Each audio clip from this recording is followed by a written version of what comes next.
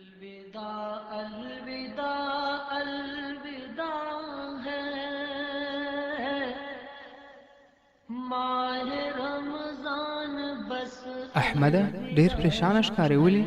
هو محموده، پریشانه په دې یم چې د 11 میاشتو څخه بهتره میاشت یعنې روژه راڅخه تلونکې ده.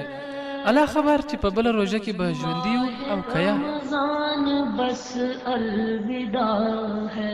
رښتیا هم د روژې مبارکه میاشت په تلو ده، خو نیکبخت انسان به هغه څوک وي چې په دې میاشت کې د مغفرت دروازه ټکولې وي او بیا ورته د بخښنې آواز سوی وي، او بدبخت انسان به هغه څوک وي چې په دې میاشت کې الهي دربار ته د مغفرت لپاره لاس نه وي پورته کړی. से दिल रो रहा है